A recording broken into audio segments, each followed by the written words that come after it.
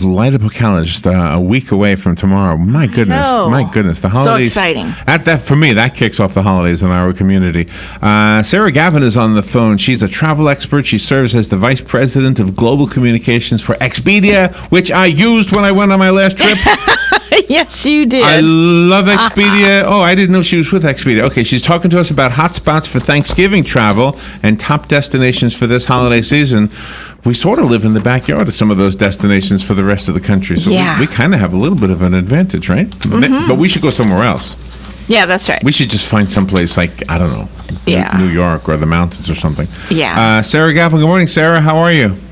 Good morning. Thanks so much for having me. And a big shout out to all of our veterans today. Thank you for that. Thank you so much. Where are you calling from?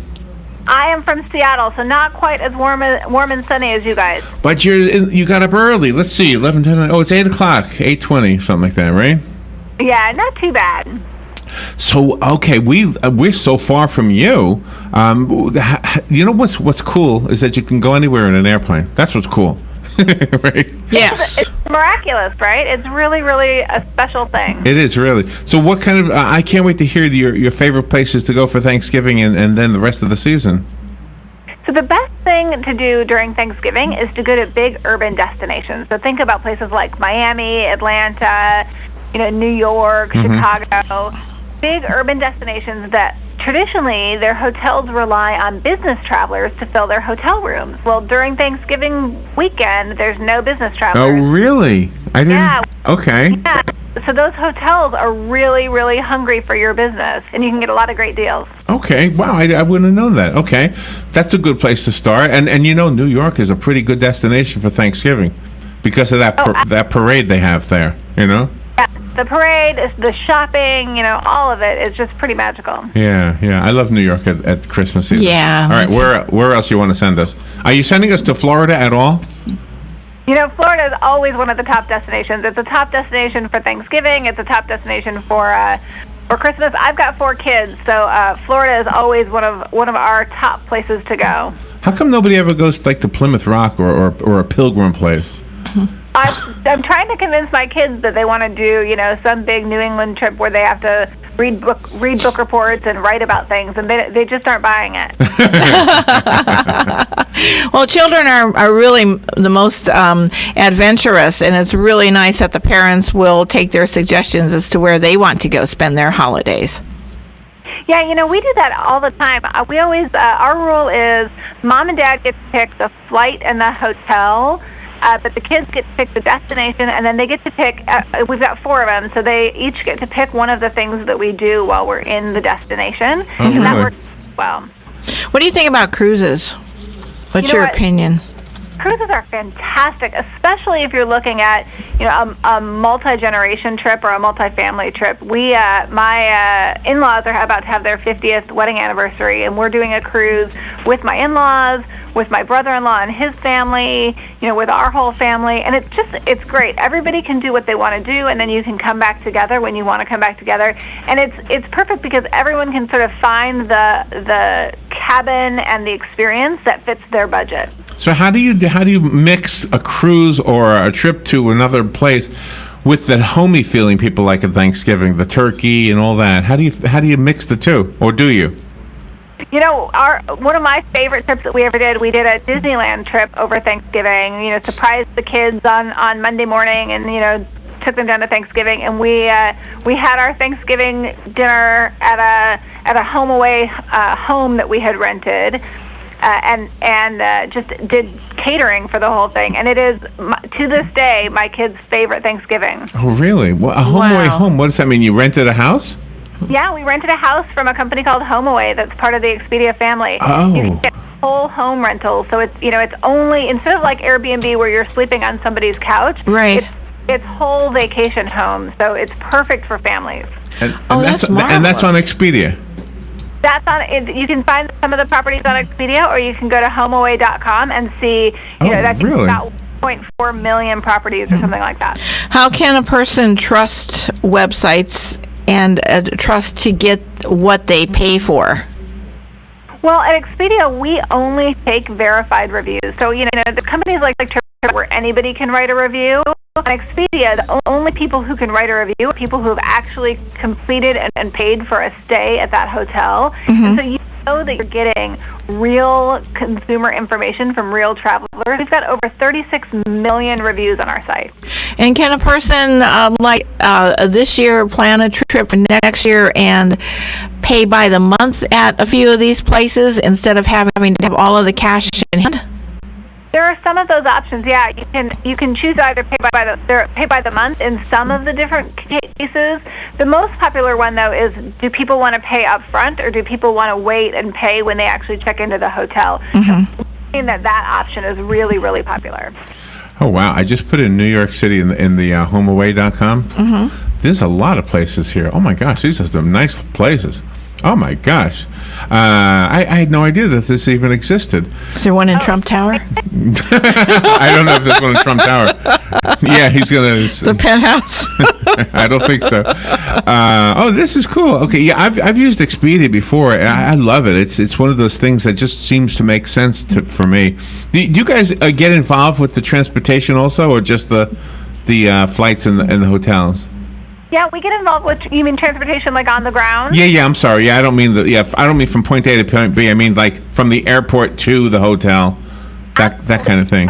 Yeah, we have an entire activities business that's all about everything that happens once you're in the destination. So everything from ground transportation to snorkeling trips to, whale watching and wine tasting. Really? So where are you going this year? We're going to Los Cabos for Thanksgiving, actually. Los Cabos. Oh, where is that? Yeah, where's Los Cabos? In Mexico.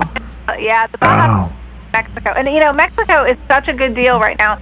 25% less expensive to go to Mexico right now than it was last year. You got to go before they build that wall. You might not come back. Now, that's another thing, because sometimes when people go to different countries, when they get to that country, they're told that they have to stay in certain areas and can't go into the other areas, whether it's military reasons or things like that.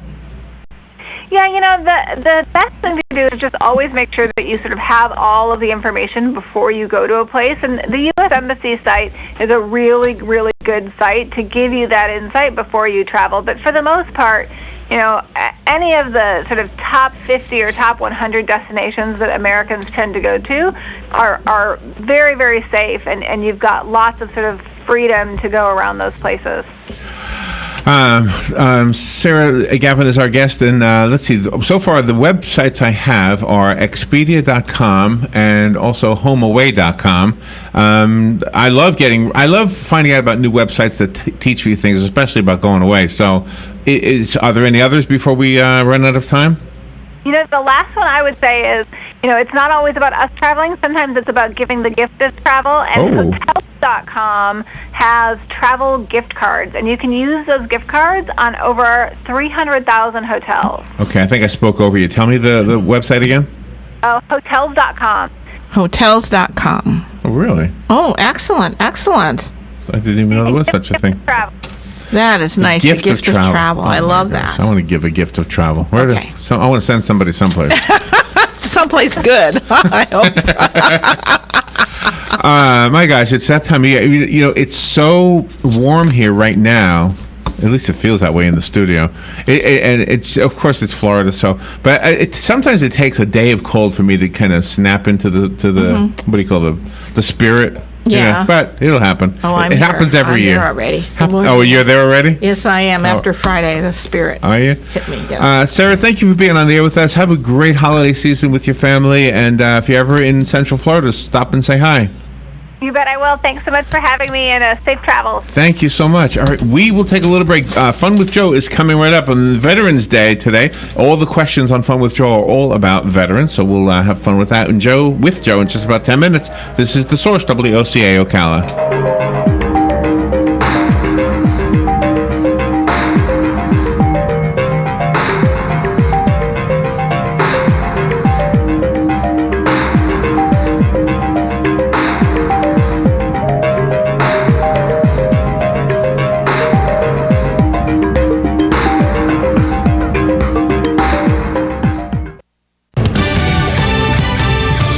News News Radio, I'm Lillian Wu. Protests for a second night in cities across the country against President-elect Donald Trump. Most were peaceful. But there has also been destruction. Nebraska's state capitol was vandalized with the words, "Trump equals racism." And the words, "Your vote was a hate crime," were spray painted on 2 Confederate monuments in Richmond, Virginia. And here in Donald Trump's hometown, a little bit more calm, just about 100 people and more of a peaceful discussion. Fox's Rob Schmidt in New York City, the Republican National Committee chair, calling for calm. I hope people just have an open mind and kind of just judge President-elect Trump by what is really happening, which is a person who's trying to bring people together. Reince Priebus on Fox and Friends, and officials looking into whether arson is a cause of more than 20 wildfires burning in a North Carolina national forest. No arrests in those fires, but arson arrests have been made in Tennessee and Kentucky. Fox News, we report, you decide. When it comes to commercial vehicles, it's time to drill down to the details. If you're not driving the new Sprinter Worker from Mercedes-Benz, your van just isn't cutting it.